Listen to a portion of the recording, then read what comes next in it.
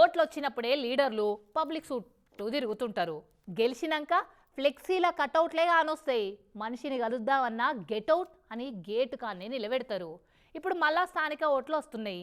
ఇప్పుడు అక్కర హాళ్ళకే ఉంటుంది. ఓటర్ల కోరికలు గోరుడాల్శం తీర్చుడు మా లక్ష్యం అన్నట్టు ఉంటారు. ఏదడిగినా చిటికెల చేద్దామంటారు. కానీ అసుంటి మాటలు మేం నమ్మం, మీకు ఓట్లేయం, పని చేస్తేనే ఓట్లేస్తామని ఓ కాడ ఊరోళ్ళు ఫిక్స్ అయిండ్రు. ఈ వీడియో చూసి ఈడేమన్నా రోడ్ కనిపిస్తున్నదో గుర్తుపట్టురు ఒకసారి.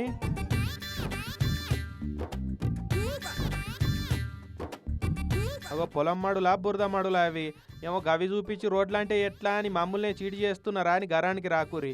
మీరు చూసిన ఈ వరి నాట్లు పెట్టే పొలం మడులు కాదు, బురద గుంటలు కాదు, నిర్మల్ జిల్లా కుబేరు మండలం సాంగ్వి అనే ఊరికి పోయే రోడ్డు.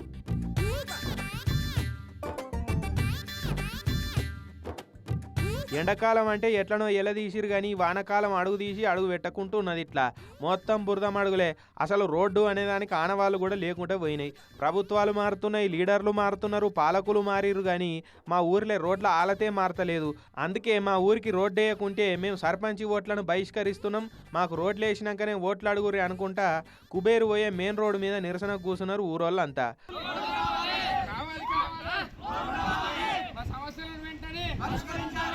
ఇక ఓట్లు వచ్చినప్పుడు లీడర్లు కూడా ఈ రోడ్ల మీదనే ఈ ఊరుకొచ్చుడు, ఇట్లా గెలుసుడు ఆలస్యం, అట్లా మీ ఊరికి రోడ్ వేయించుడే ఆలస్యం అన్నట్టు మాటలు చెప్పి మత్పరిచ్చి ఓట్లు బొచ్చలేసుకొని పోవుడు. ఇగో ఇదే కథ అవుతున్నదట ఇన్నేళ్ళు.